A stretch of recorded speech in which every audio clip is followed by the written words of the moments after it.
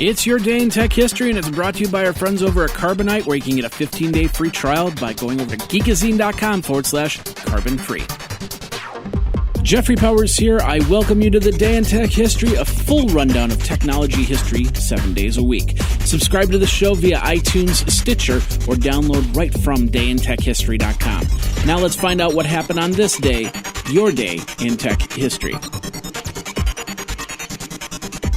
January 26th.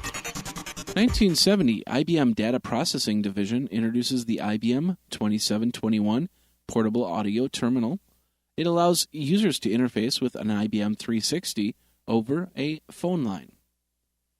1981, day before the lawsuit brought by Greyhound against IBM, alleging antitrust violations, the two companies announce a settlement. IBM agrees to pay Greyhound $17.7 million with no admissions to guilt in exchange for Greyhound dropping the lawsuit. In 1983, Lotus 123, which is a spreadsheet program for IBM computers, is released by the Lotus Development Corporation. It was founded by Mitchell Kapoor, a friend of the developers of VisiCalc, the first, of course, killer app.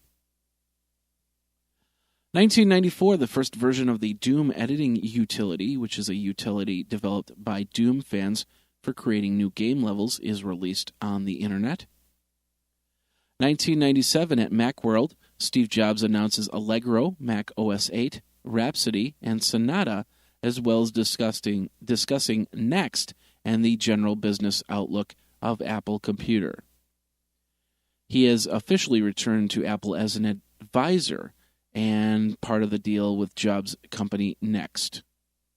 Of course, Next gets incorporated into Apple, becomes the next version of Mac OS, and Steve Jobs becomes CEO. That's how it works. 1998, Compaq Computer announces the acquisition of Digital Equipment Corporation for $9.6 billion. Also in 1998, Intel releases the 333 MHz Pentium 2 processor featuring MMX instruction, 66 MHz bus, and 512 kilobyte level 2 cache, operating at 167 MHz.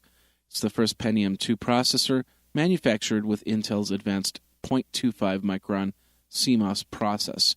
It was codenamed Duchess, and it cost you about $722. Now this word from our friends over at Carbonite who want to help you pursue your passion. January is a month to reflect on what you did the previous year and also plan what you're going to do in the next. One thing you might want to put on that resolution list is to back up your data, and Carbonite is here to help with that. Founded in 2005, Carbonite backs up over 300 billion files to their secure servers, from photos of your newborn to important videos of the family and friends, not to mention those years of scanned documents you've been spending days digitizing. All of it gets stored in their secure cloud, so you're protected from fire, theft, and other acts, but also able to pull it down on your iPad to show those cute pictures to friends and family. Your data is secure and encrypted, and if you're a small business in the healthcare market, Carbonite can help since they are also HIPAA compliant.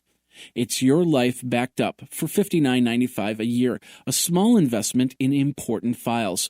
For more information, you got to check out geekazine.com/carbon-free. That's geekazine.com/carbon-free. Back up now, back up often, back up off-site with Carbonite. Now let's get back into your day in tech history. In 2000, the W3C releases Extensible Hypertext Markup Language.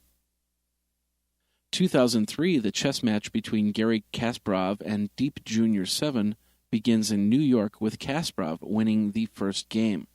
Deep Jr. would win the third game, and the other 4 games would end in draws, leaving the match draw on February 7th of 2003. 2004, MyDoom, otherwise known as the Norvag virus, is first detected. Also in 2004, version 3.0.1 of the Fermi Linux LTS operating system, Feynman, is released. 2005, Sun Microsystems releases 1,673 patents to open-source developers working on Open Solaris. It was following the release of the source code to Solaris 10. 2006, the city of Los Angeles files a lawsuit against Take-Two Interactive, the publishers of Grand Theft Auto San Andreas, accusing the company of failing to disclose the game's sexual content, particularly the hot coffee minigame.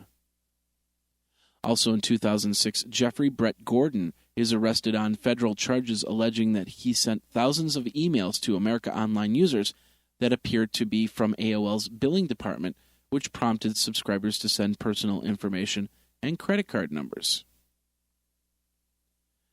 Sony announced that it would discontinue production of the AIBO, Artificial Intelligence robotic pet dog, and Western Union discontinues its Telegram service. And in 2009, Philips cuts 6,000 jobs.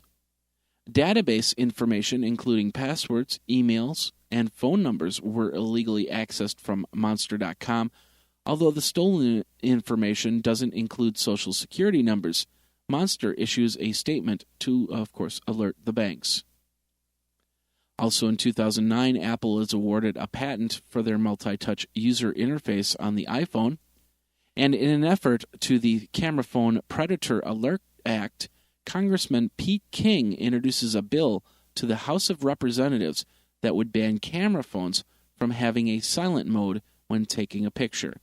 So if a camera phone actually took a picture, you'd actually hear a chick or something to the effect of that. And that's your Day in Tech History. My name is Jeffrey Powers, www.dayintechhistory.com. All the show notes are over at wikizine.com, Geekazine's wiki. And, of course, you can like the Facebook page and follow Twitter at Day in Tech Hist. Until tomorrow, take care. Day in Tech History is copyright 2015, JMP Enterprise and Geekazine.com.